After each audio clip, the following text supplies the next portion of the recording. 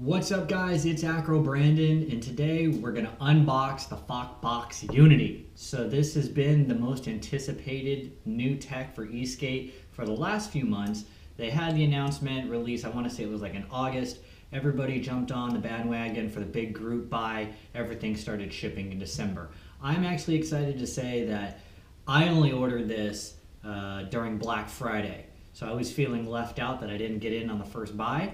But I ordered it on Black Friday and I got it within 2 weeks, which is kind of crazy because a lot of these people have been waiting months on end. So I don't know how that worked out, but it worked out to my advantage. So let's take a look at the Focbox and the packaging, and let's get into it and take a look at it. When your Focbox arrives, it comes in this nice little package right here. It's a black box. It's a little bit shiny. It's pretty sleek.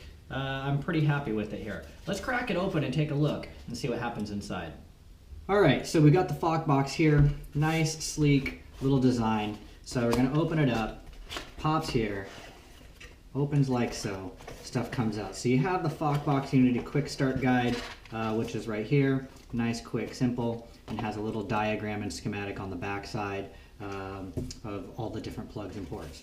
Then you take this top off, and then there it is inside. Super teeny, actually, a lot smaller than I was expecting, especially if you've had Focboxes in the past. I would say this is probably the size of a regular Focbox. So this is 2 in the size of 1.5 of their old ones.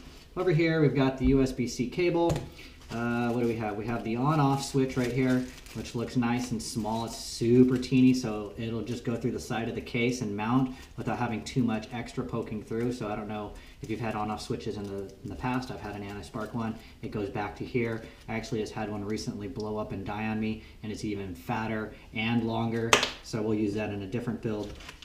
And then we have, I don't know what this is for, probably for the receiver. Okay, so that aside, then you take it out of the box, right? This thing is small. It's got this little silicone case. I don't know if that's just meant to help reduce impact to it or actually provide any waterproofing, but I don't think so because I can see right through this little crack right here. So if it were to get wet, I don't think it offers that much, but what I might go through and do is glaze all of this with a little bit of some waterproof silicone, what do you want to call it? I don't know. The stuff you put on electronics to make it waterproof. Amazing. Anyways, you've got the 3 little phase wires, little bullet connectors here. Some people complain about them. And then you have your XT60 right here. So these, if you want to make sure the warranty is good, then you're going to want to create some adapters. And they actually give you some pins over here, which I'm going to show you in a second. Or if you don't really care, you can always cut this heat shrink off, and you take it and you take this part and you fill it with a little bit of solder, right? And you slide this inside, boom, and then this becomes soldered onto this, and then now the phase wires and the bullet connectors and everything match up.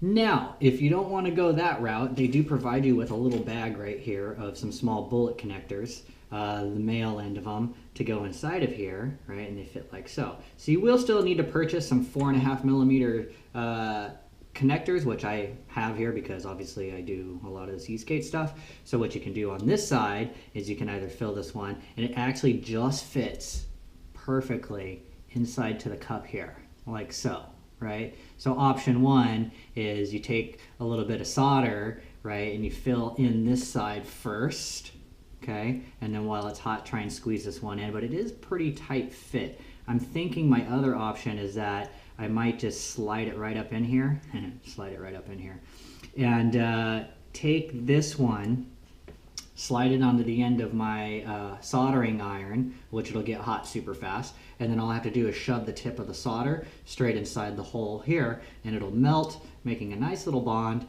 and you'll be good to go. Then you take this, connect it to this, right, and then now your phase wires from the motors will link up perfectly. And then what you'd want to do, is put some shrink wrap over this part right here to insulate this. And then once you plug this one into this one, probably use a little tape, you know, some duct tape or something, so that way they never unplug because it is not in there super secure, but nice and easy. So that's the short of the long for this Focbox Unity. I hope you ordered one. I'm excited to see some, you know, telemetry or some information. I've tried to do the Bluetooth modules on my regular Focboxes, but because I run Android and not an iPhone, they crapped out, so I gave up on them. I don't care.